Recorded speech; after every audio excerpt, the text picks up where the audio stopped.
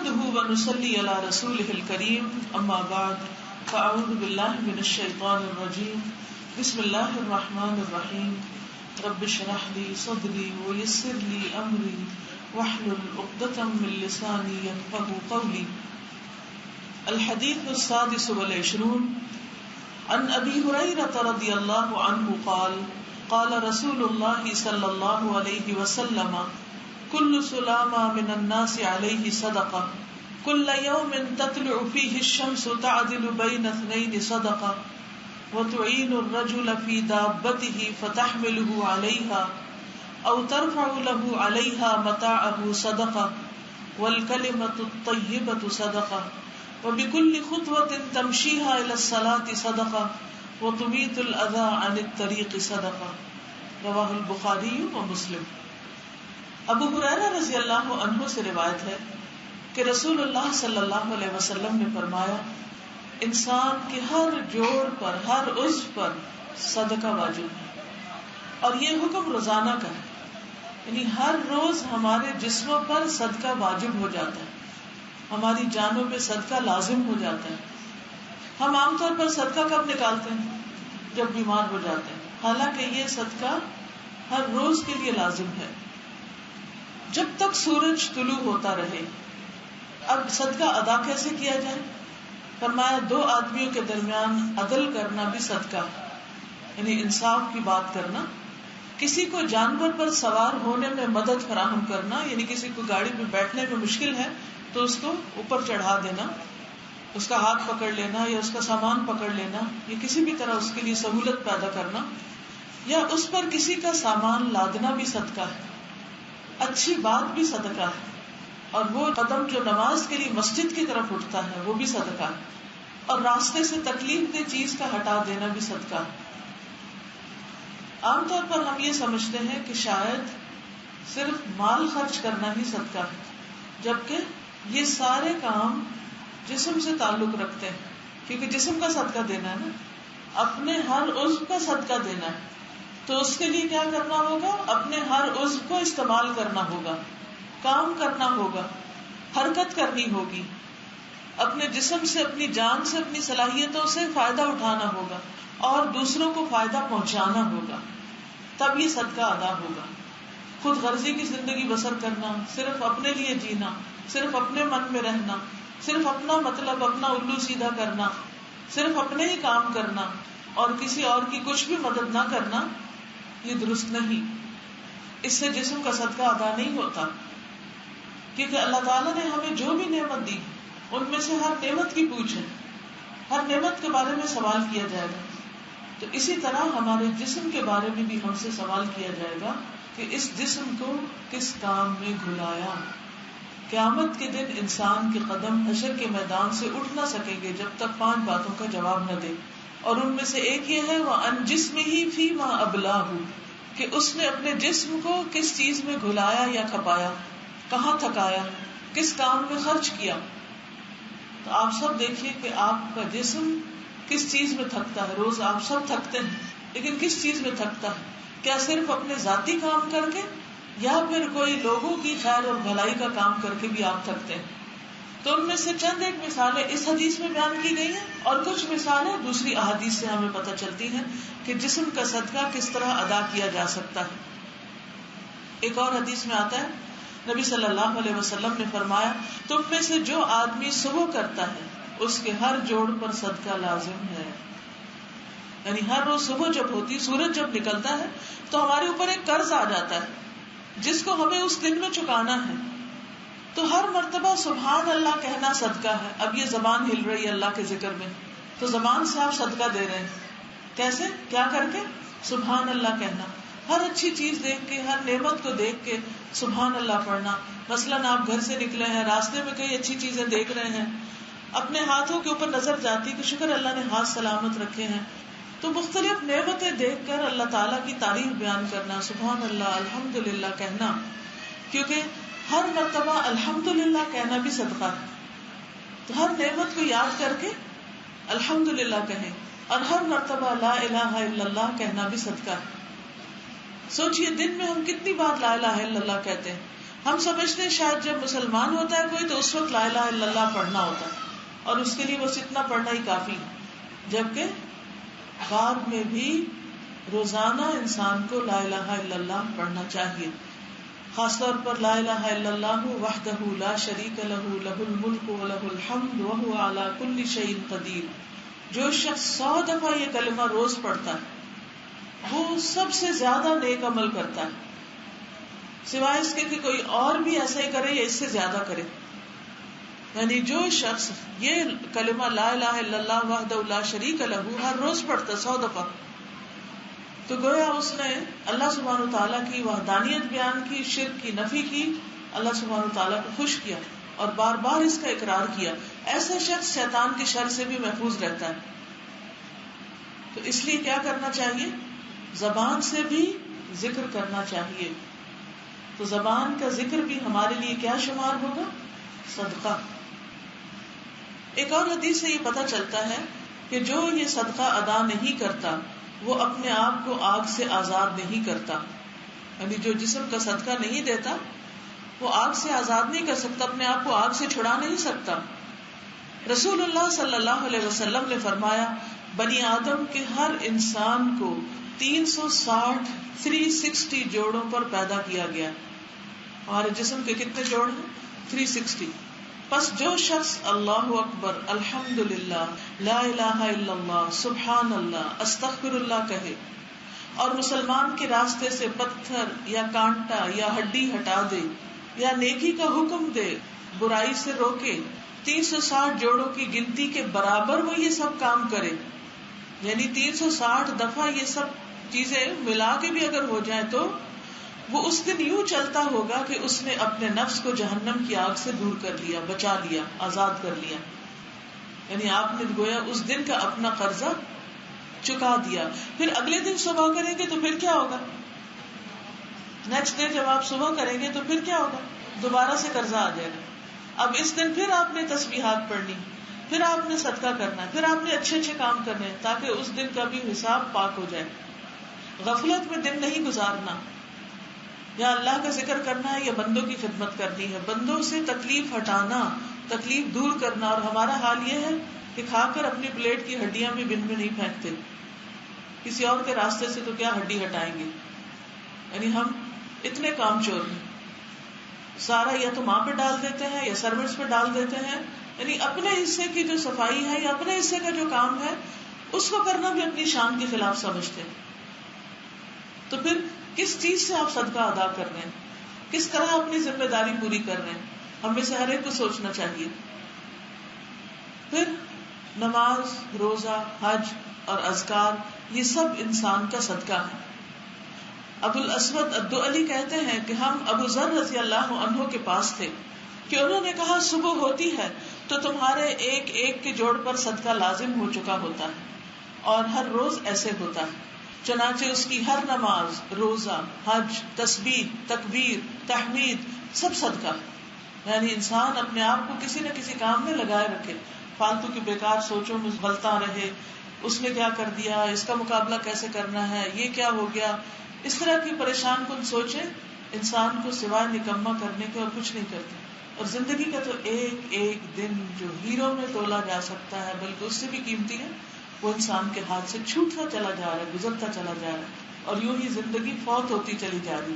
یعنی ہم سب پارشلی فوت ہو رہے ہیں، ایک دن آئے گا تو کمپلیٹلی فوت ہو جائیں گے، دنیا سے چلے جائیں گے. تو اس سے پہلے کہ وہ دن آ جائے ہمیں ہر روز کا جو ہمارا گھٹتا ہوا دن ہے، پگھلتا ہوا دن ہے، اس سے کچھ نہ کچھ کما لیں اور اس میں کچھ نہ کچھ حاصل کر لیں. پھر اسی طرح اللہ کے بندوں کو سلام کرنا، سلام میں پہل کرنا، یہ بھی صدقہ ہے. نبی صلی اللہ علیہ وسلم نے جب صحابہ کو بتایا کہ ہر انسان کے ہر جوڑ پر صدقہ ہے، یعنی صبح کے وقت واجب ہوتا ہے، تو مسلمانوں کو یہ بات بہت مشکل لگی کہ اتنے پیسے تو ہمارے پاس ہے نہیں کہ ہم 360 روپے خرچ کریں یا 360 کچھ چیزیں اللہ کے راستے میں دیں، تو ہمارا بنے گا کیا؟ کیونکہ وہ ہر چیز کو سنجیدگی سے لیتے تھے، عمل کے لیے لیتے تھے. اور ہماری نیت صرف سننے کی یا سن کے دل بہلانے کی یا صرف دوسروں کو بتانے کی ہوتی ہے، اپنے عمل کی بات کم ہی سوچتے ہیں کہ ہم نے کیا کرنا ہے. کیونکہ اگر ہم سوچتے ہوتے تو ہمارے عمل میں تبدیلی آ چکی ہوتی. ہمارا ہر دن پہلے سے زیادہ امپروومنٹ کی طرف ہوتا. لیکن جب ہماری شخصیت میں، ہمارے عمل میں، ہماری چال ڈھال میں، ہمارے طریقے میں کوئی امپروومنٹ نظر نہیں آتی، نہ ہماری گفتگو میں، تو پھر اس کا کیا مطلب ہے کہ ہم نے گویا علم حاصل ہی نہیں کیا، ہم نے کچھ پایا ہی نہیں، کچھ سیکھا ہی نہیں. کیونکہ اگر سیکھتے تو وہ نظر آتا، وہ چیزیں ہم کر رہے ہوتے. تو اس لیے بہت ضروری ہے کہ کسی کو بتانے سے پہلے خود اپنے اندر وہ چیز لائیں، ورنہ کیا ہوگا، وہ بتایا ہوا بھی خلاف حجت بن جائے گا، وہ بھی الٹا پڑ جائے گا. تو یہ سب کچھ کیا ہے، اس نیت سے سنیں کہ مجھے کرنا ہے، یہ میرے لیے ہے، اور پھر اپنا محاسبہ بھی کریں، اپنا جائزہ بھی لیں کہ کیا میری زندگی میں یہ چیزیں شامل ہو بھی رہی ہیں کہ نہیں ہو رہی. تو بہرحال جب نبی صلی اللہ علیہ وسلم نے یہ حدیث بتائی تو صحابہ کو پریشانی ہوئی کہ یہ کریں گے کیسے. کوئی بھی آ کے کہے آپ کو جی آپ مقروض ہو چکے ہیں اور یہ قرضہ ہر روز بڑھ رہا ہے، تو آپ کی پریشانی کا عالم کیا ہوگا کہ میں اس قرضے کو کیسے چکاؤں، کیسے اتاروں. تو اس صورت میں کیا ہوگا، پھر آپ فکر کریں گے، آپ کوئی پریکٹیکلی کچھ کرنے کی فکر کریں کہ میں کچھ کروں تو میرا قرضہ اتر جائے، میں اس بوجھ تلے نہ دب جاؤں. تو ہمیں بھی ایسے ہی سننا چاہیے اس حدیث کو جیسے صحابہ نے سنا، اور ویسے ہی فکر لگانی چاہیے جیسے صحابہ نے لگائی. تو آپ صلی اللہ علیہ وسلم نے ان کو فرمایا کہ بندوں کو سلام کرنا بھی صدقہ ہے. یعنی ایک طرف ذکر کرنا، اور دوسرا یہ کہ بعض اوقات کیا ہوتا ہے کہ آپ لوگوں میں ہوتے ہیں، اس وقت آپ ذکر کم کر پاتے ہیں کیونکہ کوئی آپ سے کچھ پوچھ رہا ہے، کوئی کچھ پوچھ رہا ہے، ذکر پر اتنی کنسنٹریشن نہیں ہوتی. تو ایسی صورت میں انسان کو پھر کیا کرنا چاہیے کہ جب لوگوں کے بیچ میں ہو تو لوگوں کی خدمت میں لگ جائے. سب سے آسان خدمت کیا ہے کہ ان کو سلام کریں، اور اس بات کو عادت بنا لینا چاہیے کہ صبح اٹھتے ہی اپنے سب گھر والوں کو سلام کریں، ایک دوسرے کو سلام کریں. جس گھر میں یہ عادت ہو کہ صبح اٹھ کر چھوٹے بڑوں کو، بڑے چھوٹوں کو ہر طرف سلام کی آواز آ رہی ہو، تو آپ دیکھیے کہ اس پر کتنی رحمتیں اور برکتیں ہوں گی. اس دن کا آغاز پورے گھرانے کے لیے سلامتی کے ساتھ ہوگا. اور جس میں نحوست کے مارے اٹھے اور کوئی کسی کی شکل نہ دیکھنا چاہے تو وہاں پر کیا رحمت آئے گی. پھر اسی طرح پانی کا گھونٹ پلانا. اب پہلا کیا تھا کہ جب آپ اکیلے ہیں اللہ کا ذکر کریں، اور جب آپ لوگوں میں ہیں تو ان کی خدمت کریں، کیونکہ خدمت میں عظمت ہے. کسی انسان کی بڑائی کسی کے دل میں آ نہیں سکتی جب تک وہ دوسروں کی خدمت نہ کرے. اور اس کے لیے انسان اپنی نگاہوں سے یہ دیکھے کہ دوسرے کو کس چیز کی ضرورت ہے اور پھر آگے بڑھے. تو پانی کا گھونٹ پلانا بھی صدقہ ہے. نبی صلی اللہ علیہ وسلم نے فرمایا آدم کے بیٹے کے کل 360 جوڑ یا ہڈیاں ہوتی ہیں، ہر روز ہر جوڑ کی طرف سے صدقہ ادا کرنا لازم ہوتا ہے. ہر اچھی بات صدقہ ہے. آدمی کا اپنے بھائی کی مدد کرنا صدقہ ہے. پانی کا ایک گھونٹ پلانا بھی صدقہ ہے. اور بعض اوقات ہم اس میں بھی بخل کر جاتے ہیں. مثلا پانی اگر کم ہو یا صرف اپنی ہی بوتل ہو اور ہمیں پتہ چل جائے کہ کسی اور کو بھی ضرورت ہے، تو بعض اوقات لوگ نگاہ ہی نہیں ملاتے کہ ہمیں دینا نہ پڑ جائے، ہم سے نہ کوئی مانگ لے، ہمارے گھر سے نہ کوئی لے لے آ کے. تو شیطان جو ہے وہ انسان کو فقر کی دھمکی دیتا ہے، فقر سے ڈراتا ہے، خوف دلاتا ہے کہ تمہارا کیا بنے گا، اس لیے وہ دوسروں کے ساتھ شیئر نہیں کرنے دیتا. تو یہ خود غرضی بھی شیطان کی طرف سے ہوتی کہ انسان صرف اپنا فائدہ سوچے اور باقی سب کو بھول جائے. تو یہاں پر کیا پتہ چلتا ہے کہ انسان کا کسی کو چھوٹا سا فائدہ پہنچانا، یعنی ایک گھونٹ دینا، وہ بھی صدقہ ہے. ایک اور حدیث سے بھی پتہ چلتا ہے، آپ نے فرمایا صبح ہوتی ہے تو ابن آدم کے جوڑ جوڑ میں صدقہ لازم ہو چکا ہوتا ہے. چنانچہ اس کا اپنے ملنے والوں کو سلام کرنا صدقہ ہے، نیکی کا حکم دینا صدقہ ہے، برائی سے روکنا صدقہ ہے، راستے سے اذیت والی چیز دور کرنا صدقہ ہے، اپنی اہلیہ سے ہم بستر ہونا صدقہ ہے، بیوی کے ساتھ محبت کرنا، بیوی کا خیال کرنا، اس کی ضرورت پوری کرنا اور اس کو ٹائم دینا، یہ بھی صدقہ ہے. اور ان سب سے چاشت کی 2 رکعتیں کفایت کرتی ہیں. یعنی اگر آپ سارے کام نہیں بھی کر پا رہے کسی وجہ سے، مثلا آپ بیمار ہیں یا کوئی اور آپ کی بہت مصروفیت ہے، چھوٹے چھوٹے بچے ہیں، انہیں کے ساتھ دن گزر جاتے کیونکہ ہر وقت سب کے حالات ایک جیسے نہیں ہوتے، تو ایسی صورت میں چاشت کی 2 رکعتیں پڑھنا نہ بھولیں، وہ ان سب چیزوں سے کفایت کر دے گی. لیکن وہ تو جب پڑھے نا جب عادت پڑی، تھوڑا بہت بھی روٹین میں خلل آتا ہے تو ہم عادت بھلا دیتے ہیں. تو آئندہ سے آپ نے 2 نفل جو ہیں سورج چڑھنے کے بعد کے، یعنی وہ ٹائم وسیع ہوتا ہے، سورج نکلنے کے 15 منٹ بعد سے لے کر ظہر ہونے سے 15-20 منٹ پہلے تک آپ ان کو پڑھ لیں. افضل تو یہی ہے کہ انسان اسی وضو کے ساتھ جس سے فجر پڑی ہے اس کے بعد ذکر کرتا رہے، اور جب چاشت ہو جائے تو نفل پڑھ کے اٹھے. لیکن اگر آپ کے بہت اور کام ہیں، بچے چھوٹے ہیں، کئی ذمہ داریاں ہیں، آپ کو کہیں نکلنا ہے پڑھنے پڑھانے کے لیے، تو آپ اتنی دیر بیٹھ نہیں سکتے مصلی پر. تو اس صورت میں جو ہی سورج نکلے 15 منٹ کے بعد آپ اپنے نفل ادا کر لیں. گھر سے نکلے تب بھی، گھر میں ہو تب بھی، سمجھے آپ نے پہلا اپنا صدقہ دیا پھر کام شروع کیا. جب اپنا صدقہ آپ دے دیں گے تو پھر اس کے بعد آپ بے فکر ہو جائیں گے، پرامن ہو جائیں گے، پرسکون ہو جائیں گے. اور آپ کیا ہوگا، آپ کے دل میں مجھے کوئی چیز نقصان نہیں دے سکتی، بیماری نہیں آئے گی مجھ پر، کیونکہ میں نے صدقہ دیا ہوا. کیونکہ صدقہ بلاؤں کو ٹالتا ہے، صدقہ آپ کو مشکلات سے بچاتا ہے، آپ کے لیے ڈھال بن جاتا ہے، آپ کے لیے مصیبت آنے کے راستے میں رکاوٹ بن جاتا ہے. تو آپ اپنے جسم کا صدقہ دینا نہ بھولیں. اس حدیث سے ایک اور بات بھی پتہ چلتی ہے کہ نبی صلی اللہ علیہ وسلم کوئی ڈاکٹر نہیں تھے، سرجن نہیں تھے، اناٹمی نہیں پڑھی تھی، آپ نے جوڑوں کو گنا نہیں تھا، اس وقت کوئی ایسا طریقہ نہیں تھا. تو آج کی طب اس بات کی تحقیق کرتی ہے کہ واقعی 360 جوڑا انسان کے، تو یہ وحی کے ذریعے آپ کو بتایا گیا تھا اس خالق اور رب کی طرف سے جس نے انسان کو بنایا، اور وہ انسان کو خود انسان سے بڑھ کر جانتا ہے. تو بہرحال آپ کوئی بھی کام کریں، ہر نیکی کا کام جو ہے کل معروف صدقہ. اب اس حدیث میں خاص طور پر جن چیزوں کا ذکر آیا ہے اس میں سب سے پہلی چیز لوگوں کے درمیان صلح کرانا، جھگڑے نپٹانا، یہ صدقہ بتایا گیا. یعنی لوگوں کے درمیان تعلقات کی اصلاح کرنا. اور اس کے لیے کیا ضروری ہوتا ہے، دونوں کے ساتھ خیر خواہی کرنا.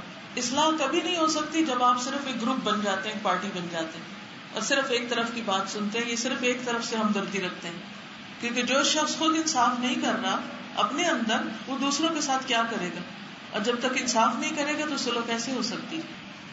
اب یہ ہے کہ ہو سکتا ہے آپ جج نہ ہو، آپ کسی ایسے مقام پر نہ ہو کہ جہاں آپ سے کوئی رجوع کرے کہ آپ ان کے جھگڑے کو صلح کرا دیں، میاں بیوی کے درمیان یا کوئی اور دو دوستوں کے درمیان کوئی اختلاف ہو گیا ہے. تو ایسی صورت میں آپ دیکھیے کہ خواتین ہونے کے ناطے سارا دن بچے آپ کے سامنے گھر میں کیا کرتے ہیں، چھوٹے بچے بھی اور بڑے بچے بھی آپس میں کسی نہ کسی بات پر ٹکراتے رہتے ہیں، لڑائی جھگڑا کرتے رہتے ہیں. تو ایسی صورت میں ایک کو دوسرے پہ ترجیح نہ دینا اور ان کو ان کے فائدے کی بات بتانا اور اچھی نصیحت کرنا اور ایسا ماحول پیدا کرنا کہ جس سے وہ آپس میں اصلاح کر سکیں، یہ بھی ایک صدقہ ہے. اور ابو درداء سے مروی ہے کہ رسول اللہ صلی اللہ علیہ وسلم نے فرمایا، کیا میں تمہیں نماز، روزہ اور زکوٰۃ سے افضل درجے کا عمل نہ بتاؤں؟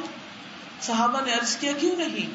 نبی صلی اللہ علیہ وسلم نے فرمایا، آپس میں صلح کرانا، جبکہ لوگوں میں پھوٹ اور فساد ڈالنا دین کو موڑنے والی چیز ہے. اچھا فساد کس سے ہوتا ہے؟ قرآن مجید میں اللہ سبحانہ تعالیٰ نے کھل کے بتا دیا کہ فساد کہاں سے شروع ہوتا ہے.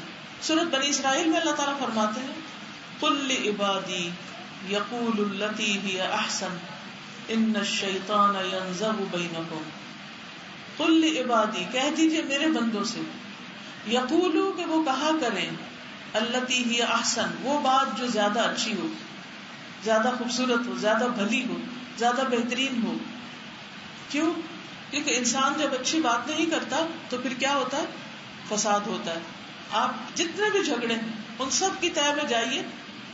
جتنے بھی جھگڑے ہوتے ہیں، مثلاً آپ اپنے اوپر لے کر دیکھیے اس کو. اگر آپ کا اپنی امی کے ساتھ کوئی اختلاف اور جھگڑا ہے، اپنے بھائی کے ساتھ ہے، اپنے کسی دوست کے ساتھ ہے، ہمسائے کے ساتھ ہے، کسی کو ورکر کے ساتھ ہے، کہیں پر بھی ہے، گھر میں ہے یا باہر ہے، اس کی روٹ کاز پہ جائیے، پیچھے جائیے کہ شروع کہاں سے ہوا تھا. سخت بات سے. بس ہم ہر روز صبح اٹھتے ہیں، بڑے اچھے موڈ میں اٹھتے ہیں، تھکاوٹ اتری بھی ہوتی ہے، آرام کیا ہوا ہوتا ہے، اٹھتے ہیں خوشی خوشی کچن میں آتے ہیں، ناشتہ بن رہا ہے، ٹیبل لگ رہی ہے، چھٹی کا دن ہے، سب آ رہے ہیں، بچوں کو بھی بلا لیا، ہسبینڈ وائف بھی بیٹھے ہیں، سب ٹیبل پہ بیٹھ گئے، سب خوش ہیں. اتنے میں ایک بچے کے ہاتھ سے گلاس چھوٹ جاتا ہے اور پانی یا چائے یا دودھ کچھ بھی چیز پھیل جاتی. ہمارا فوری ری ایکشن کیا ہوتا ہے اس وقت؟ آپ امیجن کیجئے کہ جھگڑا کہاں سے شروع ہوتا ہے. گلاس گر گیا بچے سے، کون ماں ہے جو اس وقت خاموشی اختیار کرے یا آنکھ بند کر لے یا اس کو ایک معمولی بات سمجھے یا ہونے والی بات ہی ہو گئی بس اتنی ہی کافی ہے، اس کو اب کیا اچھالنا؟ یا بچے کو الٹا تسلی دے، اچھا ڈونٹ وری، کوئی بات نہیں، میں سمیٹ لوں گی، میں ہوں نا، میں سمیٹ لیتی ہوں. ہم اس وقت سب کچھ بھول کر کہ پورا خاندان اکٹھا ہے، سب محبت کی باتیں کر رہے ہیں، شکر ہے آج چھٹی کا دن ہے، سب کو ایک دوسرے کا منہ دیکھنا نصیب ہوا، صبح ہر بچہ اپنے اپنے اٹھ کے اسکول چلا جاتا ہے، آج اللہ نے اتنی بڑی نعمت دی ہے، اس وقت کی قدر کریں. اب کیا ہے، آپ اس وقت غصے میں آ کے ڈانٹنا شروع کر دیتی اس بچے کو. اب اس بچے کا موڈ آف ہو جاتا ہے، وہ کیا کرتا ہے، اپنا کھانا پینا چھوڑ کر اٹھ کے اپنے کمرے میں چلا جاتا ہے، اور سارا دن اسی طرح آپ کے دل میں بھی پریشانی اور اس کے دل میں بھی پریشانی. اگر آپ اس وقت صرف اپنی زبان کنٹرول کر لیتی تو یہ سارا دن آپ کا خراب نہ ہوتا. کیونکہ ہوتا کیا ہے، ایک جملہ، ایک لفظ، ایک بات جو ہم غصے میں نکالتے ہیں، صرف اس وقت اندر کی آگ جو شیطان کی طرف سے ڈالی گئی ہوتی ہے اس کو ٹھنڈا کرنے کے لیے، تو آپ دیکھیے جب وہ آگ باہر نکلتی ہے اور پھیلتی ہے تو کیا کیا نہیں جلا دیتی، کہاں تک اس کے اثرات نہیں جاتے. پھر کیا ہوا، دودھ ہی تھا نا، اللہ نے نصیب میں نہیں لکھا تھا، اس نے گرنا ہی تھا، بس گر گیا، کوئی بات نہیں. برتن ہے، ٹوٹنے کے لیے بنا نا، کون سا برتن ہمیشہ سدا باقی رہتا ہے، سب برتن ٹوٹتے ہیں، سبھی ٹوٹ جاتے ہیں. کیا آپ کی نانی کا سیٹ پڑا ہوا ابھی تک جو وہ استعمال کرتی تھی، کہاں گیا وہ؟ آپ کی امی کا وہ بھی کہیں ادھر ادھر ہو گیا، آپ کا بھی ہو جائے گا. So what. بچے کا دل زیادہ قیمتی. اور بعض اوقات بعض خواتین تو یہ بھی لحاظ نہیں کرتی، اگر شوہر سے کچھ ہوگا تو اس کے ساتھ بھی بدتمیزی شروع کر دیں گی بچوں کے سامنے. اللہ نے مرد کو ہم پر قوام بنایا ہے اور اس کی عزت لازم ہے. جو عورت اپنے شوہر کی عزت نہیں کرتی وہ کبھی بھی سکھ نہیں پا سکتی، اس کا کوئی مقام نہیں ہوتا، نہ بچوں کی نظر میں ہوتا ہے، نہ شوہر کی نظر میں، نہ سسرال کی. اور اسی طرح اگر شوہر بدتمیزی کرتا ہے، بد اخلاقی کرتا ہے، تو اس کی بھی قدر و عزت بچے کے دل سے، آس پاس کے جو سروینٹس ہوتے ہیں اور لوگ ہوتے ہیں گھر میں، سب کے دل سے نکل جاتی. یہ کس قسم کا انسان ہے، اس کو معاملہ ہی نہیں کرنا آتا. اوپر سے کوئی نہ بھی بولے لیکن دل میں تو ایک رائے قائم ہو جاتی ہے. تو کیا تھا اگر ہم چوٹ لگنے پر زبان روک لیتے، کوئی اتنی بڑی بات تھی، تھوڑی دیر کی بات تھی نا، بس گزر جاتی، طوفان ٹل جاتا، اس کے بعد سب سکون ہو جاتا. آپ کے چیخنے چلانے سے، بدتمیزی کرنے سے نہ دودھ واپس آ سکتا ہے، نہ گلاس واپس آ سکتا ہے، اور نہ ہی بچے کی تربیت ہو سکتی. زیادہ سے زیادہ آپ اس کو کیا کہہ سکتے کہ بیٹے جب کھانا کھاؤ تو گلاس کنارے پہ رکھنے کی بجائے اپنے الٹے ہاتھ رکھ لو، تاکہ دائیں ہاتھ سے جس سے کھانا لے رہے ہیں دے رہے، ٹکرا کے کوئی چیز گر نہ جائے، یا جو بھی کوئی وجہ ہوئی ہے اس کو بتا دی جائے. کیونکہ شیطان اس وقت جب دیکھتا ہے نا کہ سارے پیار محبت سے بیٹھے ہیں تو جل جاتا ہے. صبح کے وقت ابلیس جو ہے وہ اپنے لشکر بھیجتا ہے تاکہ لوگوں کے درمیان فساد ڈلوائیں، فتنے ڈالیں، اور سب سے زیادہ وہ اس سے راضی ہوتا ہے جو سب سے زیادہ فتنے ڈال کے آتا ہے لوگوں میں، سب سے زیادہ لڑائیاں ڈال کے آتا ہے. اور وہ شوہر بیوی کے درمیان، بہن بھائیوں کے درمیان، خون کے رشتوں کے درمیان، کہ جنت میں قاطع رحم داخل ہی نہیں ہوگا، جو رشتوں کو کاٹے وہ جنت میں نہیں جائے گا. لیکن کس طرح شیطان نے بہکایا ہوا لوگوں کو اپنے قابو میں کیا ہوا ہے، خبردار جو تم اپنے رشتہ دار سے صلح کرو، خبردار جو تم اس سے بات کرو، اور کئی تعویلیں کر کے مطمئن کیا ہوا ہے. اور اگر کوئی کوشش بھی کرے صلح کرانے کی تو اس کو موقع ہی نہیں دیتے، بات ہی نہیں کرنے دیتے. اور یہ گھر گھر کا مسئلہ ہے. ہم نے اپنا کیا مستقبل سوچا ہوا ہے، ہم اپنے لیے کیا چاہتے ہیں کل مرنے کے بعد، کہ ہماری قبر میں کیا ہو، تو وہی ہوگا جو ہمارا عمل ہوگا. اور پھر ہم بہانہ کیا کرتے ہیں یا وجہ کیا بتاتے ہیں کہ ان کا بڑا قصور ہے. ہوگا ضرور قصور، قصور کے بغیر تو معاملے نہیں خراب ہوتے، لیکن آپ کا بھی تو کچھ ہوگا، صرف ایک طرف کا تو نہیں ہوگا. ہاں ایک طرف کا زیادہ ایک طرف کا کم بھی ہو سکتا ہے، لیکن رشتہ داروں سے وقتی طور پر اگر کوئی ناراضگی ہو بھی جائے تو لانگ ٹرم تعلقات، ٹائز کو کٹ نہیں کرنا چاہیے. بہرحال اب صلح کرانا صدقہ ہے، جبکہ لوگوں میں پھوٹ اور فساد ڈالنا دین کو مونڈنے والی چیز ہے، وہاں سے تو دین ہی رخصت ہو جاتا ہے. ظاہر ہے کہ جب آپ اپنے شوہر کی عزت نہیں کریں گی، جب آپ اپنے سرونٹ کے ساتھ انسانوں جیسا برتاؤ نہیں کریں گی، جب اپنے بچوں کے ساتھ آپ ہیوملٹی کے ساتھ، ہمبلنس کے ساتھ بات نہیں کریں گی، کیا آپ ان کو دین سکھا سکتے ہیں؟ کیا آپ ان کو دین بتا سکتے ہیں، پڑھا سکتے ہیں؟ کبھی بھی نہیں. اور اگر آپ زبردستی لیکچر دینے کی کوشش بھی کریں گے نا تو اپنے کان بند کر لیں گے. آگ کے انگارے اگلنے والے منہ سے تبلیغ نہیں ہوا کرتی، اس کے لیے تو بڑا بڑا صبر کرنا پڑتا ہے. نبی صلی اللہ علیہ وسلم نے مکہ میں اور مدینہ میں، مکہ میں مشرکین اور مدینہ میں منافقین دونوں ہی آپ کے خلاف باتیں کرتے تھے، آپ پر الزام تراشیاں کرتے تھے، لیکن کہیں ایک کوئی روایت بتائیے کہ آپ نے کسی ایک کا بھی جواب دیا ہو، ایک کا بھی کبھی جواب دیا ہو؟ کبھی نہیں دیا، کیونکہ وہ زبان وہی بیان کرتی تھی، قرآن سنانے والی تھی. تو جو زبان قرآن سناتی ہے وہ گالیاں دینے والی زبان نہیں ہوتی، وہ فضول باتیں کرنے والی زبان نہیں ہوتی، وہ منہ توڑ جواب دینے والی نہیں ہوتی، کیونکہ ہم کہتے ہیں نا تو منہ توڑ جواب دیا. وہ تانے دینے والی زبان نہیں ہوتی. تانا کیا ہوتا ہے کہ کسی کو اس کا ماضی کا عیب یاد کرنا، تم نے یہ بھی کیا، تم نے یہ بھی کیا، تم نے یہ بھی کیا. کیا یہ زبان تبلیغ کرے گی؟ کیا اس تبلیغ میں کچھ اثر ہوگا؟ اس میں کوئی برکت ہوگی؟ وہ آپ کی نسلوں تک خیر جائے گی؟ پھر وہ آپ کے لیے صدقہ جاریہ بنیں گے. اگر وقتی طور پر وہ کچھ سن بھی لیں تو اثر نہیں لیں گے، وہ پھلے پھولے گا نہیں باغ. تو اگر آپ نے خود قرآن پڑھ لیا ہے اور آپ چاہتے ہیں کہ آپ کے بچے اور آپ کا خاندان اور آپ کے شوہر اور آپ کے سسرال اور آپ کا محلہ سنور جائیں، سدھر جائیں اور آپ کے لیے صدقہ جاریہ بنے، تو اس کے لیے آپ کو اپنی زبان پر کنٹرول کرنا ہوگا، غصے کو کنٹرول کرنا ہوگا، نرمی سے بات کرنی ہوگی، دوسروں کے قصور معاف کرنے ہوں گے. پھر اسی طرح نبی صلی اللہ علیہ وسلم نے حضرت ابو ایوب انصاری سے کہا، کیا میں تمہیں ایک تجارت کے بارے میں نہ بتاؤں؟ انہوں نے کہا کیوں نہیں؟ آپ نے فرمایا، جب لوگوں میں جھگڑا فساد ہو تو صلح کرا دو، جب وہ آپس میں ایک دوسرے سے دور ہو جائیں تو انہیں قریب کرا دو. جب دوریاں بڑھنے لگے تو انہیں ایک دوسرے کے قریب کر دو. پھر صلح کے بارے میں ایک اور حدیث بھی آتی ہے. سہل بن سعد کہتے ہیں کہ بنو عمر بن عوف میں آپس میں کچھ تکرار ہو گئی، کوئی بحث چھڑ گئی، تو نبی صلی اللہ علیہ وسلم اپنے کئی صحابہ کو ساتھ لے کر ان کے یہاں ان میں صلح کرانے کے لیے گئے. اور نماز کا وقت ہو گیا لیکن آپ تشریف نہ لا سکے، یعنی آپ کی نماز میں تاخیر ہو گئی وہ صلح کراتے کراتے. تو اس سے کیا پتہ چلتا ہے؟ اس کام کی اہمیت پتہ چلتی، صلح کرانے کی اہمیت پتہ چلتی کہ بڑے بڑے دینی فرائض اور بڑے بڑے دینی کام جو ہیں وہ اس وقت بڑے نہیں رہتے، اس وقت جھگڑا فساد دور کرنا سب سے بڑا کام ہو جاتا ہے. پھر اسی طرح نبی صلی اللہ علیہ وسلم اپنے قیمتی وقت میں سے صلح کرانے کے لیے وقت نکالا کرتے تھے. ابو تمیمہ اپنی قوم کے ایک شخص سے روایت کرتے ہیں کہ میں نبی صلی اللہ علیہ وسلم کو تلاش کرنے کے لیے نکلا تو آپ کو نہ پا کر ایک جگہ بیٹھ گیا. اتنے میں چند لوگ آئے، نبی صلی اللہ علیہ وسلم بھی انہی میں سے تھے. میں آپ کو نہیں پہچانتا تھا، یعنی پہلی دفعہ دیکھ رہا تھا. تو آپ ان لوگوں کے درمیان صلح کرا رہے تھے. پھر اسی طرح سہل بن سعد کہتے ہیں کہ قباء کے لوگوں نے آپس میں جھگڑا کیا. یعنی اس زمانے میں بھی لوگوں کے درمیان جھگڑے ہو جایا کرتے تھے، اور وہ تو بہت جھگڑالو قوم تھی اور بہت جنگجو قوم تھی. ان لوگوں کے اندر امن پیدا کرنا ایک بہت ہی مشکل کام تھا، لیکن آپ صلی اللہ علیہ وسلم نے اس کے لیے خصوصی کوششیں کی. تو آپ کو جب پتا چلا کہ اہل قباء آپس میں لڑ پڑے ہیں تو آپ صلی اللہ علیہ وسلم نے فوراً اٹھے اور فرمایا چلو ہم ان کے درمیان صلح کرائیں، جا کے اس معاملے کو ختم کریں. تو دن میں اگر کوئی ایسا موقع ملے کہ لوگوں کے درمیان صلح کرانے کی بات ہو تو ایسا کرنا بھی آپ کا صدقہ ہے. آپ کا صدقہ ہے کیا مطلب؟ یعنی اللہ تعالیٰ آپ کے گھر کو سلامت رکھے گا، اللہ تعالیٰ آپ کے اندر کے جھگڑوں کو ختم کر دے گا.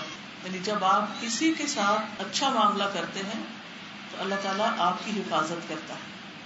یعنی ہر انسان کا ایک امتحان ہوتا ہے اور اس کی جو آزمائش ہوتی ہے اگر وہ اس پہ پورا اترتا ہے تو اسی طریقے سے اسی راستے سے اس کو اجر عطا کیا جاتا ہے، وہیں سے اس کے لیے نعمتوں کے دروازے کھلتے ہیں. مثلا حضرت ابراہیم علیہ السلام کی آزمائش کیا تھی کہ اپنے بیٹے کو ذبح کر دو. تو ابراہیم علیہ السلام نے کیا کیا؟ پڑھا آپ نے واقعہ؟ کیا کیا تھا انہوں نے؟ خواب میں دیکھا تھا اور بیٹے سے بات کر لی فوراً. تو بیٹے نے کہا بالکل ٹھیک ہے، آپ نے اللہ کا حکم ماننا، میں حاضر ہوں. بیٹے کا بھی امتحان تھا. لیکن فلما اسلما، جب دونوں نے ہی سر تسلیم خم کر دیا کہ اللہ کا حکم، اب اس میں پریشانی کی کیا بات. وَتَلَّهُ لِلْجَبِينِ، اور انہیں پیشانی کے بل بیٹے کو لٹا دیا، آنکھوں پہ پٹی باندھ دی. وَنَادَيْنَاهُ أَن يَا إِبْرَاهِيمُ، ہم نے پکارا کہ اے ابراہیم، قد صدقت الرؤیا، تم نے خواب سچا کر دکھایا. وَفَدَيْنَاهُ بِذِبْحٍ عَظِيمٍ، ہم نے اس کو ایک بہت بڑی قربانی کے ذریعے بچا لیا، فدیہ دے کر. یعنی اللہ تعالیٰ نے آسمان سے ایک مینڈا بھیج دیا تو اسماعیل علیہ السلام کی جگہ وہ ذبح ہو گیا. اور پھر وجعلنا ذریته هم الباقین، ہم نے اسی کی اولاد کو باقی رکھا. آج آپ دیکھیں ابراہیم علیہ السلام کا مقام کیا ہے، ابو الانبیاء ہیں، انبیاء کے باپ ہیں. دنیا میں جو ریلیجنس ہیں، یہودیت ہو یا عیسائیت ہو یا اسلام ہو، یہ سب ابراہیم علیہ السلام کو اپنا بڑا مانتے ہیں. اور جتنے بھی بعد میں انبیاء آئے وہ انہی کی نسل سے، انہی کی اولاد میں سے آئے. اللہ نے اتنا بڑا انعام دیا، اتنا بڑا انعام. تو جس شخص سے جس چیز کی قربانی لی جاتی ہے، اگر وہ اس پر صبر کرتا ہے اور اس کو اللہ کے حوالے کر دیتا ہے اور اس کو قبول کر لیتا ہے، تو ایسی صورت میں اللہ تعالیٰ اسی راستے سے اس کو بیسٹ اپرچونٹی دیتا ہے اور بیسٹ اجر عطا کرتا ہے. کیونکہ بعض اوقات ہم امتحان کو ایکسپٹ نہیں کرتے، ہم کہتے نو یہ تو ہم کر ہی نہیں سکتے. اسی طرح یوسف علیہ السلام کو بہت سی آزمائشوں سے گزرنا پڑا. کس طرح انہوں نے اپنے بھائیوں کو معاف کیا، کس طرح ان کو جیل میں بھیجا گیا، کس طرح جیل میں کئی سال رہے اور اس پر صبر کیا، اور پھر اللہ نے مصر کی حکومت عطا کر دی. یہ ان کے صبر کا نتیجہ تھا. تو امتحان پر صبر کرنا اور اللہ سبحانہ تعالیٰ سے اجر پانا، کیونکہ اس کا انعام اللہ تعالیٰ دیتا ہے. جب ہم رب کے لیے صبر کرتے ہیں تو رب انعام دیتا ہے، اور جب ہم بندوں کی خاطر اچھا بندے کیا کہیں گے تو پھر اللہ تعالیٰ بندوں ہی کے حوالے کر دیتا ہے. تو جان کا صدقہ کیا ہے؟ جان کی حفاظت. ٹھیک ہے. پھر اسی طرح جان کے صدقے میں سواری میں کسی کی مدد کرنا، جس کو سوار ہونے کی طاقت نہ ہو. پہلے زمانے میں لوگ گھوڑے پہ بیٹھتے تھے، اونٹ پہ بیٹھتے تھے، اس پہ چڑھنا ہی ایک مسئلہ تھا. تو اس صورت میں اس کے لیے آسانی پیدا کرنا یہ بھی صدقہ. اسی طرح آج جیسے لوگ بوڑھے ہو جاتے ہیں یا بیمار ہوتے ہیں یا سیڑھی نہیں چڑھ سکتے یا گاڑی پہ نہیں چڑھ سکتے، تو ہاتھ پکڑ کے چڑھا دینا یا ہاتھ پکڑ کے اتار دینا، یہ بھی کیا ہے؟ یہ بھی صدقہ ہے. پھر اسی طرح کسی کا سامان اٹھا لینا، اس سامان کو لاد دینا، یہ بھی صدقہ ہے. رسول اللہ صلی اللہ علیہ وسلم نے فرمایا، جو اپنے بھائی کی مدد میں لگا رہتا ہے اللہ اس کی مدد میں لگا رہتا ہے. جو کسی کی مدد میں لگا رہتا ہے اللہ تعالیٰ اس کی مدد میں لگا رہتا ہے. کیا آپ نہیں چاہتے کہ اللہ تعالیٰ آپ کی مدد فرمائے؟ جب آپ کسی کے لیے فیسیلیٹیشن کریں گے، جب کسی کے لیے آسانی کریں گے، جب کسی کی مشکل دور کریں گے، جب کسی کے لیے تکلیف اور کمپلیکیشن ہٹا دیں گے. لیکن افسوس یہ کہ ہمارا کلچر کیا ہے، دوسروں کے لیے زندگی دوبھر کر دو، زندگی مشکل کر دو، دوسروں کے لیے روڑے اٹکاؤ. تو جو کسی کے لیے روڑے اٹکاتا ہے اس کے اپنے راستے میں آ جاتے ہیں. جو کسی کے لیے گڑھا کھودتا ہے خود اس میں گرتا ہے. جو کسی کے لیے برا چاہتا ہے خود اس کا شکار ہوتا ہے. اور وائس ورسا، جب کوئی کسی کے لیے اچھا کرتا ہے تو اللہ تعالیٰ اسی راستے سے اس کے لیے اچھائی کرتے ہیں. مثلاً آپ بیمار ہیں تو آپ کیا کریں؟ بیماری کے علاج کے لیے کیا کریں؟ کسی اور بیمار کی مدد کر دیں، اس کی دوائی کے پیسے دے دیں، اس کے علاج کے پیسے دے دیں، اس کی عیادت کر لیں. تو کیا ہوگا؟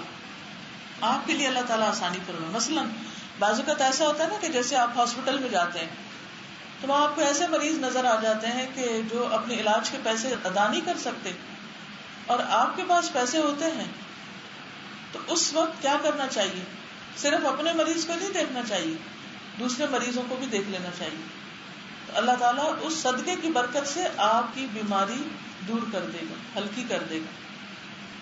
جس چیز میں، یاد رکھیے، جس چیز میں آپ آسانی چاہتے ہیں اس قسم کی چیز میں دوسروں کے لیے آسانی کر دیں گے. یاد رہے گی بات. جس معاملے میں آپ اپنے لیے آسانی چاہتے ہیں اس قسم کے کسی دوسرے کے معاملے کو آسان کر دیں، اس کے لیے مشکل نہ پیدا کریں، اس کی مدد کریں. اور obviously مدد کرنے میں انسان کو تکلیف ہوتی ہے، کبھی مال لگانا پڑتا ہے، کبھی جان لگانی پڑتی ہے، کبھی وقت لگانا پڑتا ہے، کبھی عقل کھپانی پڑتی ہے، کیونکہ کسی کی مدد کرنا آسان تو نہیں ہوتا. کچھ نہ کچھ تو آپ کو کرنا ہی پڑے گا. اب آپ اپنے مسائل سوچئے کہ کوئی ہے آپ کی زندگی میں. ہمارے استاد کہا کرتے تھے اگر آپ کا بچہ کھانا نہیں کھاتا کسی غریب کے بچے کو کھانا کھلائیے، آپ کا بچہ خود کھانا کھانے لگے گا، پھر آپ کو اس کے پیچھے دوڑنا نہیں پڑے گا.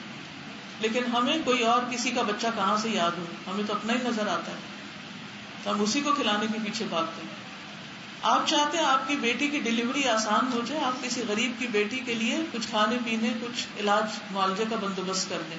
چلے جائیں کسی ایسے ہاسپٹل میں، کسی ایسے وارڈ میں جہاں ایسے مریض ہو، وہاں جا کے کچھ صدقہ کرائیں، ان کے لیے آسانی کر دیں. آپ دیکھیں آپ کے لیے کتنی آسانی ہوتی. اگر آپ چاہتے ہیں آپ کے بچے دین پڑھ جائیں تو آپ دوسروں کے بچے پڑھانے کی فکر کریں. بہت سی مائیں صرف اپنے بچوں کا تو خوب خیال رکھتی، لیکن وہ نہیں سوچتی کہ ان کے ساتھ پلنے والے دوسرے بچے جن کی ماں کو اتنے دین کا نہیں پتا، وہ کس رخ پہ جا رہے ہیں، وہ کس طرح بگڑ رہے. تو کیا میں اپنے بچے کو بگڑے ہوئے معاشرے میں چھوڑوں گی؟ تو اس کے اثرات تو ظاہر ہے آپ ہی کے بچے پر آئیں گے. کیسے بچائیں گے؟ بچ نہیں سکتا. وہ جس رنگ میں آپ نے ڈالا وہ تو چڑھ کے رہے گا. ہاں اس رنگ کو بدلنے کی کوشش کریں گے تو دوسروں کا بھی بھلا ہوگا، آپ کا بھی ہوگا. تو یہ تو چند مثالیں میں نے آپ کو دی، لیکن آپ اپنے طور پر اور مثالیں سوچ سکتے ہیں. جب آپ کو شدید بھوک لگے تو کسی کی بھوک کا سوچ لیا کریں، تو پتہ نہیں ان کے اوپر کیا گزر رہی ہوگی. تو جس چیز میں آپ آسانی چاہتے ہیں وہ چیز دوسروں کے لیے آسان کر دیں. سمپل سا فارمولا، کیونکہ اللہ کا وعدہ ہے جو کسی کی مدد کرے گا اللہ اس کی مدد کرے گا. نبی صلی اللہ علیہ وسلم نے فرمایا جس نے کسی مسلمان سے دنیا کا ایک دکھ دور کیا، اللہ عز و جل اس سے قیامت کے روز کا ایک دکھ دور کرے گا. اور جس نے کسی مشکل میں پڑے شخص کی آسانی کی، اللہ اس کے لیے دنیا اور آخرت میں آسانی پیدا کر دے گا. اور اللہ عز و جل اس وقت تک بندے کی مدد میں رہتا ہے جب تک بندہ اپنے بھائی کی مدد میں رہتا ہے. پھر یہ بھی ہے کہ اس طرح کا صدقہ انسان کو اللہ کا محبوب بنا دیتا ہے، اللہ کا پیارا بنا دیتا ہے. کیا آپ کا دل چاہتا ہے اللہ آپ سے محبت کرے؟ کیونکہ ہم سب یہ تو بڑا دعویٰ کرتے ہیں کہ ہم اللہ سے محبت کرتے ہیں، اور دوسرا بندہ یہ کہتا ہے مجھے اللہ سے بڑی محبت ہے. تو یہ تو کوئی بڑی بات نہیں، سبھی دعویٰ کرتے ہیں. لیکن بات یہ ہے کہ کیا اللہ بھی آپ سے محبت کرتا ہے؟ تو وہ کون سے کام ہوں، وہ کون سے طریقے ہوں، وہ کون سی چیزیں ہوں کہ جس کی وجہ سے ہم اللہ کی محبت کے قابل بن جائیں. پہلے سوچ لیجئے واقعی آپ چاہتے بھی ہیں اور کتنا چاہتے ہیں، کیونکہ سچے ہوں گے تو تبھی اس حدیث پہ عمل کریں. جب اللہ کی محبت ملتی ہے تو کیا ملتا ہے؟ سبھی کچھ مل جاتا ہے. پھر انسان کسی بھی چیز سے محروم نہیں ہوتا. آپ کہیں میں تو ایسے کام کرتی ہوں جس سے اللہ کی محبت حاصل ہوتی ہے، لیکن میں تو لوگوں پہ بہت خرچ کرتی ہوں مگر میری آمدنی میں تو کوئی اضافہ نہیں ہوا. نہیں، ہو سکتا ہے روپے پیسے میں اضافہ نہ ہو، لیکن جو دل کا ٹھنڈک اور سکون اور خوشی میں اضافہ ہوا ہے. اور کسی وقت ہو سکتا ہے کہ مال کا بھی ایسا دروازہ کوئی کھول دے کہ آپ سوچ بھی نہ سکتے. عبداللہ بن عمر کہتے ہیں ایک آدمی نبی صلی اللہ علیہ وسلم کے پاس آیا اور کہا اے اللہ کے رسول صلی اللہ علیہ وسلم، کون سے لوگ اللہ تعالیٰ کو زیادہ محبوب ہیں، کون اللہ کے بہت پیارے ہیں، اور کون سے اعمال اللہ کو بہت پیارے ہیں، کیا کام اللہ کو کرنا اچھا لگتا ہے؟ رسول اللہ صلی اللہ علیہ وسلم نے فرمایا وہ لوگ اللہ تعالیٰ کو زیادہ محبوب ہیں جو دوسرے لوگوں کے لیے سب سے زیادہ فائدہ مند ہوں. ہر وقت دوسروں کو فائدہ پہنچانے کی سوچیں کہ کس کے ساتھ کیا بھلائی کر سکتے. اور یہ نہیں کہ زندگی میں کبھی ایک دفعہ بھلائی کر لی تو کیا میں نے سب کے ساتھ کر لی. آج کے دن میں نے کس کے ساتھ کیا بھلائی کی، کس کو کیا فائدہ پہنچایا. تو چھوٹے چھوٹے نیکی کے کام خوش ہو کے کریں. کام چور نہ ہو. کام چور ہونا ذلت کا باعث ہے. آپ کی قدر و قیمت میں کوئی اضافہ نہیں کرے گا. خود غرض ہونے سے آپ لوگوں سے دور ہو جائیں گے. تو سب سے زیادہ اللہ کا محبوب کون ہے؟ جو سب سے زیادہ دوسروں کو فائدہ پہنچاتا ہے، یعنی جو سب سے زیادہ خود فائدہ اٹھاتا ہے. اور اللہ تعالیٰ کو سب سے زیادہ پسندیدہ اعمال یہ ہیں مسلمان کا اپنے بھائی کو خوش کر دینا، اس سے کسی تکلیف کو دور کرنا، اس کا قرضہ ادا کر دینا، اسے کھانا کھلانا. پھر فرمایا مجھے اپنے کسی بھائی کی ضرورت پوری کرنے کے لیے اس کے ساتھ چلنا، اس کے ساتھ جانا مسجد نبوی میں 1 ماہ کے اعتکاف سے زیادہ محبوب. یعنی آپ کو مثلاً 1 مہینے کا ویزا ملے اور آپ 1 مہینہ مسجد کے اندر بیٹھ کے مدینہ میں عبادت کر کے آئیں، اس سے زیادہ پیارا تھا نبی صلی اللہ علیہ وسلم کو کہ کسی مصیبت میں پڑے انسان کے ساتھ جا کر مل کے اس کی مصیبت کو آسان کر دیا جائے، اس کی حاجت پوری کرنے کے لیے اس کے ساتھ جایا جائے. کیونکہ بعض کام ایسے ہوتے ہیں کہ جس میں انسان گھبرا رہا ہوتا ہے کہ پتہ نہیں کیسے کروں گا، تو انسان اس کے لیے سہولت پیدا کر دے. فرمایا جس نے اپنے غضب کو روک لیا، غصے کو روک لیا، اللہ تعالیٰ اس کی خامیوں پر پردہ ڈال دے گا، یعنی اس کے اندر جو عیب ہوں گے، غلطیاں ہوں گی، وہ چھپ جائیں گی. اور جو شخص اپنے غصے کو نافذ کرنے کی طاقت کے باوجود، یعنی غصہ نکال سکتا تھا تو غصے کو نکالنے کی طاقت کے باوجود اگر اس کو کنٹرول کر لیتا ہے، نہیں غصہ نکالتا، تو اللہ تعالیٰ قیامت کے دن اس کے دل کو امیدوں سے بھر دیں گے. یعنی اس دن اس کو خوشی ہوگی کہ مجھے امید ہے کہ میں پاس ہو جاؤں گا اس دن، مجھے امید ہے کہ اللہ تعالیٰ مجھے جنت میں بھیج دے. یعنی اس سے خوف دور ہو جائے گا. جو اپنے بھائی کے ساتھ اس کی ضرورت پوری کرنے کے لیے چلا، اللہ تعالیٰ اس کو اس دن ثابت قدم رکھے گا جس دن قدم ڈگمگا جائیں گے. تو سوچئے ہم کس کس کی کیا مدد کر سکتے ہیں، کس کے لیے کون سی آسانی پیدا کر سکتے ہیں، کس کے لیے کون سی مشکل دور کر سکتے ہیں. نبی صلی اللہ علیہ وسلم نے فرمایا مومن کو خوش کرنا، اس کا قرض ادا کرنا، اس کی ضرورت پوری کرنا، اس سے کسی مصیبت کو دور کرنا افضل اعمال میں سے ہے. راستہ دکھانا بھی صدقہ ہے، نابینا کے ساتھ چلنا بھی صدقہ ہے، اپنے ڈول سے کسی کے ڈول میں پانی ڈال دینا بھی صدقہ ہے، معمولی چیزوں سے کسی کی مدد کرنا جیسے رسی، تسمہ وغیرہ دینا. کوئی شاپر چاہیے کسی کو، بعض اوقات کسی کو انویلپ چاہیے ہوتا ہے، کسی کو پین چاہیے ہوتا ہے. چھوٹی چھوٹی چیزیں ان کو دوسروں کے ساتھ فوراً شیئر کرنا، فوراً مدد کے لیے آگے بڑھنا، یہ سب چیزیں صدقہ میں آتی. پھر زمین میں اجنبی سمجھے جانے والوں سے ان سے محبت کا مظاہرہ کرنا. یعنی آپ کی مجلس میں کوئی ایسا شخص ہے، مثلا بعض اوقات ایسا ہوتا ہے نا، جیسے آپ برانچ میں ہیں تو کوئی نیا شخص آتا ہے، وہ گھبرایا ہوتا ہے کہ پتہ نہیں یہاں اندر جا سکتے ہیں نہیں، کیسے لوگ ہیں، کیا کر رہے ہیں. کلاس میں آتا ہے تو گھبراتے ہیں کہ اچھا یہ سب تو اتنا کچھ پڑھ چکے ہیں. تو آپ کا کیا کام ہے؟ آپ فوراً اٹھیں یا اس کو خود ویلکم کریں، اس کا خوف دور کریں، اس کی وحشت دور کریں، اس کی مدد کریں، اس کو ہیلپ آفر کریں کہ آپ کو کسی قسم کی کوئی مدد چاہیے تو میں حاضر ہوں. تو یہ بھی بہترین صدقہ ہے. یہ سارے اعمال وہ ہیں جن سے انسان اللہ کا محبوب بن جاتا ہے. اسی طرح کسی کی وحشت اور تنہائی دور کرنا، کوئی خوف محسوس کر رہا ہو تو اس کا خوف دور کرنا. اور اس کے برعکس جو شخص مدد نہ کرے اس کے اوپر سختی بھی ہے. یہ نہیں کہ صرف مدد کرنے والے کے لیے آسانی ہے اور اس کے لیے خوشی ہے اور اس کے لیے اللہ کی محبت ہے، اگر کوئی نہیں کرے گا تو اس کی پکڑ بھی ہے. رسول اللہ صلی اللہ علیہ وسلم نے فرمایا 3 لوگ ایسے ہیں جن سے اللہ قیامت کے دن کلام نہیں کرے گا، بات نہیں کرے گا، ناراض ہوگا، نہ ان کی طرف دیکھے گا، نہ ان کو گناہوں سے پاک کرے گا، اور ان کے لیے دردناک عذاب ہوگا. ان میں سے ایک وہ شخص ہے جس کے پاس ضرورت سے زیادہ پانی تھا اور وہ مسافروں کو نہیں پلاتا تھا. ساتھ کے مسافر پیاسے تھے لیکن وہ اپنا پانی کسی سے شیئر نہیں کرتا تھا، صرف اپنے لیے رکھتا تھا.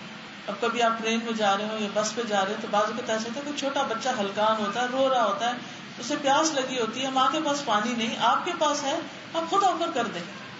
اور اگر آپ یہ کہیں کہ میں کیوں دوں، نہیں کیوں نہیں لے کر آتی، یہ کیسی ماں ہے، ایسا ویسا نہیں. یہ اس وقت یہ باتیں کرنے کا، اس وقت کسی انسان کی ضرورت دیکھنے کی ہے کہ وہ کس مشکل میں ہے، اس کو میں کیسے دور کر سکتا ہوں. اور ایک اور روایت میں ہے اللہ تعالیٰ اس سے فرمائے گا آج میں تجھ پر اپنا فضل نہیں کروں گا جس طرح تو نے اپنے فضل کو روک رکھا تھا جس کو تیرے ہاتھوں نے نہیں بنایا تھا. یعنی پانی تو نے نہیں بنایا تھا، میں نے بھیجا تھا اور تو دوسروں کو نہیں دیتا تھا. اسی طرح کسی کو غلط رستے پہ ڈال دینا، مس لیڈ کرنا، اس پر بھی لعنت کی گئی. جیسے نابینا لوگ، اور نابینا میں ایک تو ہے نا کہ جو بائی برتھ یا ویسے آنکھوں کے نابینا ہے، اور کچھ لوگ ایسے تھے جو علم نہ ہونے کی وجہ سے نابینا ہے، یعنی ان کے پاس علم نہیں، سمجھ نہیں، عقل نہیں، اور آپ کو اس چیز کا پتا ہے تو آپ اس کو غلط گائیڈ کر دیتے ہیں تاکہ وہ پھنس جائے، آگے جا کر مصیبت میں پڑ جائے. تو ایسی صورت میں بھی انسان کو بچنا چاہیے کہ کہیں میں اگر دوسرے کو پھنساؤں گا تو اللہ کی رحمت سے دور نہ ہو جاؤں. اور پھر ہر اچھی بات کہنا کسی سے صدقہ ہے، والکلمۃ الطیبۃ صدقہ. پھر اسی طرح اچھی گفتگو جو ہے وہ سلامتی سے جنت میں لے جانے کا باعث ہے. نبی صلی اللہ علیہ وسلم نے فرمایا سلام پھیلاؤ، اچھی گفتگو کرو، صلہ رحمی کرو، راتوں کو جب لوگ سو رہے ہوں تو قیام کرو، تم سلامتی کے ساتھ جنت میں داخل ہو جاؤ گے. پھر اچھی بات کی وجہ سے جنت میں خوبصورت بالا خانے ہوں گے. آپ نے فرمایا جنت میں ایسے بالا خانے ہیں جن کا اندر کا حصہ باہر سے اور باہر کا اندر سے نظر آتا ہے، یعنی اونچی اونچی عمارتیں گلاس کی. ایک دیہاتی نے پوچھا یا رسول اللہ یہ کس کے لیے، اتنے خوبصورت گھر کس کے ہوں گے؟ فرمایا اس شخص کے لیے جو اچھی بات کرے، ضرورت مندوں کو کھانا کھلائے، جب لوگ رات کو سو رہے ہوں تو صرف اللہ کے لیے تہجد ادا کرے. پھر مسجد کی طرف جانے کا ہر قدم صدقہ، اور مسجد میں انسان اللہ کی عبادت کے لیے جاتا ہے. تو اسی طرح جب آپ قرآن پڑھنے کے لیے گھر سے نکلتی، علم کے راستے میں نکلتے، تو وہ بھی ہر قدم اٹھانا کیا ہے؟ صدقہ ہے انشاءاللہ. ہر قدم پر ایک درجہ بلند ہوتا ہے، ایک گناہ معاف ہو جاتا ہے، 10 نیکیاں لکھی جاتی. آتے اور جاتے دونوں وقت اجر ہوتا ہے. یعنی ایک حدیث سے ہمیں پتہ چلتا ہے کہ رسول اللہ صلی اللہ علیہ وسلم نے فرمایا جو شخص جماعت کے لیے مسجد کی طرف جاتا ہے اس کے ایک قدم پر ایک گناہ معاف ہوتا ہے اور ایک قدم پر ایک نیکی لکھی جاتی ہے. آتے اور جاتے دونوں وقت اس کا یہی حکم ہے. تو اپنے بچوں کو اگر آپ بتائیں گے تو خوشی سے مسجد کی طرف جائیں گے. پھر اسی طرح جس کا گھر مسجد سے جتنا دور ہو اس کے لیے اتنا ہی زیادہ اجر. پھر جنت میں ان کی مہمانی ہوگی، ایسے لوگوں پر آگ حرام ہوگی. اور پھر آخر میں راستے سے تکلیف دہ چیز ہٹانا، کوئی چادر ہو جس سے اٹک سکتا ہو، کوئی جوتا پڑا ہو یا اور کوئی پھسلنے والے کوئی چھلکا وغیرہ ہو، کوئی بھی چیز، کوئی شاخ ہو درخت کی، کوئی کانٹے پڑے ہو، کچھ بھی ہو. یا پھر اگر فزیکل سینس میں نہیں تو کسی کے راستے سے کوئی بھی مشکل ہٹا دینا. کچھ کانٹے فزیکل نہیں ہوتے لیکن ویسے انسانوں کے راستے کی رکاوٹ ہوتے ہیں، ان کانٹوں کو دور کرنا بھی اس میں آ جائے گا انشاءاللہ. آپ نے فرمایا ایمان کی 70 یا 60 سے کچھ اوپر شاخیں ہیں جن میں سب سے بڑھ کر لا الہ الا اللہ کا قول ہے، اور سب سے ادنا کسی تکلیف دہ چیز کو راستے سے ہٹا دینا، یہ بھی ایمان کا حصہ ہے. پھر اسی طرح کسی بھی تکلیف دینے والے عمل سے خود کو روکنا، یعنی بازار میں چلتے ہوئے ہارن بہت نہیں بجانا، شور نہیں کرنا، بہت دھواں نہیں نکالنا گاڑی سے، یا خواہ کو اوورٹیک کر کے دوسروں کو ہراس نہیں کرنا، گاڑی احتیاط سے چلانا. تو یہ ساری چیزیں اسی میں آتی کہ راستے میں تکلیف نہ دینا کسی بھی طرح سے اپنے آپ سے دوسروں کو. پھر اسی طرح یہ ہے کہ ایک شخص آپ کے پاس آیا تو اس نے کہا کہ مجھے ایسا کوئی زیادہ راہ دے دیں جس سے مجھے نفع حاصل ہو. تو آپ نے فرمایا ایسے کرو ایسے کرو، فرمایا راستے سے تکلیف دینے والی چیز ہٹا دو. غلط جگہ پارک نہیں کرنا چاہیے کیونکہ اس سے کیا ہوتا ہے دوسری گاڑیاں رک جاتی ہیں اور ان کو تکلیف ہوتی. ایک شخص نے راستوں سے کانٹوں بھری ٹہنی ہٹا دی تو اللہ سبحانہ تعالیٰ نے اس کا یہ عمل قبول کر لیا اور اس وجہ سے صرف اس کو جنت میں داخل کر دیا. تو ہمیں نہیں پتا کہ ہم کسی کی کون سی تکلیف دور کریں گے تو اللہ تعالیٰ ہمارے گناہ معاف کر دے گا. پھر راستے میں گندگی نہیں پھیلانی چاہیے، گھر کا کوڑا کر گلی میں نہیں پھینک دینا چاہیے.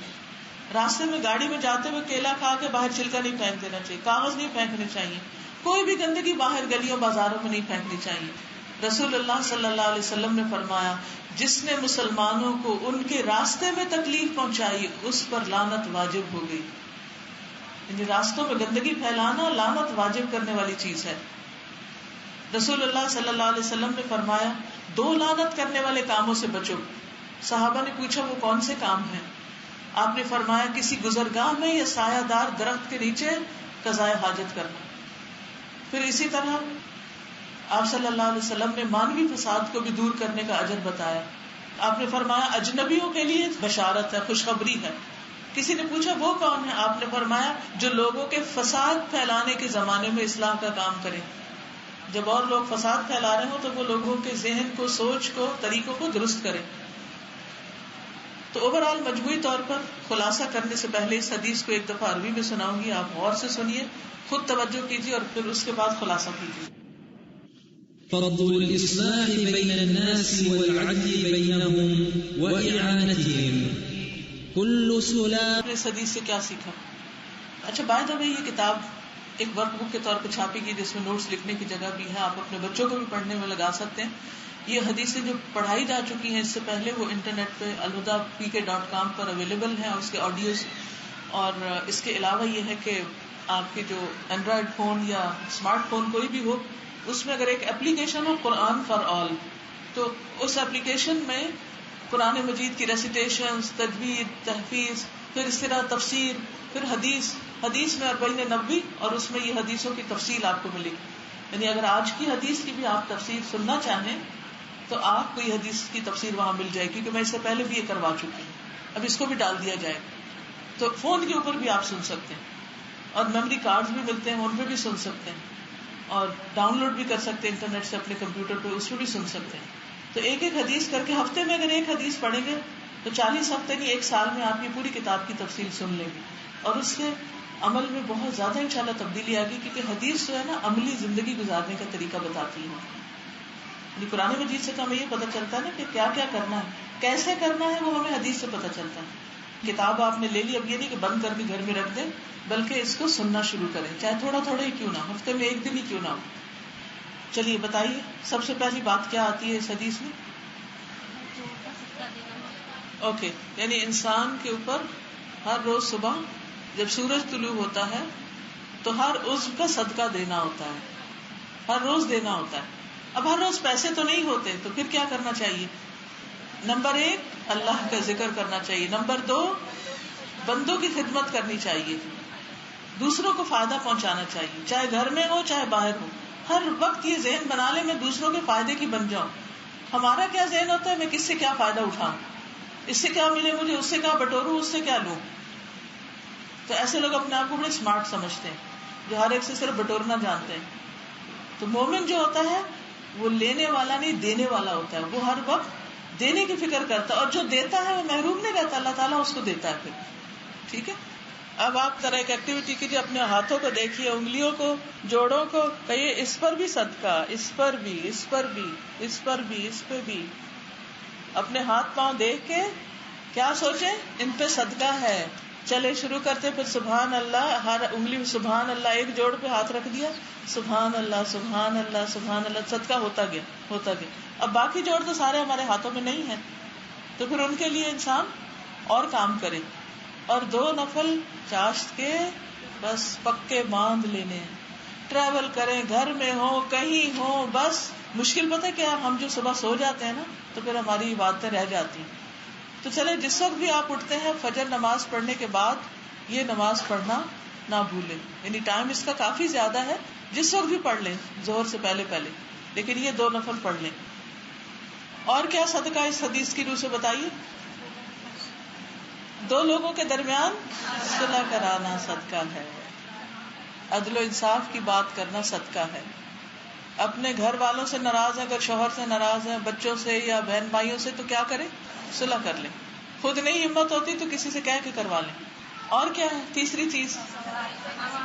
دوسرے کی مدد کرنا، سواری پہ چڑھانا، سامان اس کا لدوانا، کسی بھی شکل میں، یہ سب کیا ہے؟ صدقہ ہے. ٹھیک ہے. اور کیا صدقہ؟ اچھی بات کہنا. اوکے، اچھی بات کون سی ہوتی ہے؟ نمبر 1 جیسے کوئی بھی ذکر قرآن کا پڑھنا، پھر لوگوں کو اچھی نصیحت کرنا، کسی کو اچھا مشورہ دینا، کسی سے اچھی طرح سے بات کر لینا، یہ سب اس میں آ جاتا. سلام کرنا، شاباش. مسکرانا، برائی سے روکنا. چلیے میں آخر میں آپ کو ایک کرائیٹیریا دے دیتی ہوں. ہر وہ کام جس میں مخلوق کے ساتھ مہربانی ہو اور جو ہمیں اللہ سے قریب کرے وہ صدقہ ہے، ہمارے جسم کا صدقہ. ہر وہ کام جس میں مخلوق سے مہربانی ہو، کسی بھی طرح کی مہربانی، اور اللہ کے قریب کرنے والی ہو، بس وہ سب اچھی باتیں، وہ صدقہ. ایک ہی نماز جلدی پڑھتے ہیں تو اشراق کہلاتے ہیں، ذرا دھوپ زیادہ چڑھ جائے تو افشاس کہلاتے ہیں. 2 بھی پڑھ سکتے ہیں، زیادہ بھی پڑھ سکتے ہیں، لیکن منیمم 2 بھی پڑھ لیں تو کافی ہو جائیں گی. ٹھیک ہے، ایسا کر لیجیے. نفل ہے نا، نفل کے اوپر پابندی نہیں، لیکن 2 تو کم از کم ضرور پڑھیے. چلیے اب آپ سب کو جن کا تکمیل ہوا ہے ان کو مبارک، آپ کی ٹیچرز کو مبارک، جنہوں نے اس مجلس کا انتظام کیا ہے، جو لوگ آئے ہیں، اللہ تعالیٰ ان سب کے وقت میں، مال میں برکت ڈالے، ان کی اولاد جن کی ہے ان کو ان کی آنکھوں کی ٹھنڈک بنائے، اور اللہ تعالیٰ ہماری کوششوں کو اپنی رضا کے لیے خالص کر لے، اور اس میں کسی قسم کا کوئی دکھاوا اور ریاکاری شامل نہ ہو. اور اب اور بھی کورسز آ رہے ہیں، ان کی اناؤنسمنٹ انشاءاللہ ابھی آپ کو کریں گے کہ کہاں کہاں اور کلاسز شروع ہو رہی ہیں. آپ اگر خود نہیں جا سکتے وہاں، کسی کو بھی بھیجیں گے تو آپ کے لیے وہ بھی کیا ہوگا؟ وہ بھی صدقہ ہوگا. وہ جو کچھ پڑھیں گے، وہ جو کچھ عمل کریں گے، وہ سارا آپ کے لیے اجر ہوگا. وآخر دعوانا ان الحمد للہ رب العالمین. سبحانک اللہم وبحمدک، اشہد ان لا الہ الا انت، استغفرک واتوب الیک. السلام علیکم ورحمۃ اللہ وبرکاتہ.